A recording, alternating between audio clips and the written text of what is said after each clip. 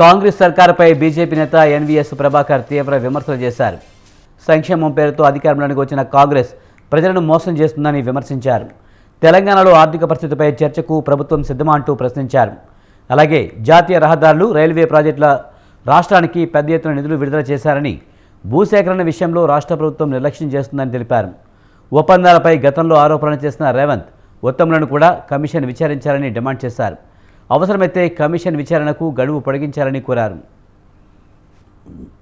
Power purchase సంబంధించినటువంటి విషయంలో justice Narasimha Reddy గారు విచారణ సంఘం జరుగుతూ ఉంది. నేను ప్రత్యేకంగా వారిని కోరుతా ఉన్నా, మరో వారం రోజుల పాటు గడువు పొడిగించాలని చెప్పని నేను విజ్ఞప్తి చేస్తా ఉన్నా. కేవలం ఈ విచారణ అనేది అధికారులకు పరిమితం చేయటం కాకుండా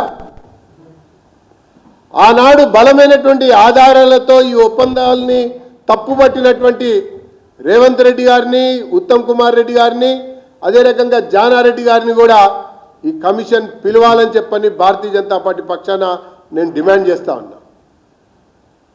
అందుకు ఒక వారం రోజులు గడువు కూడా పెంచాలని చెప్పని కూడా నేను కోరుతా ఉన్నా. ఈ సందర్భంలో పవర్ పర్చేజ్ సంబంధించి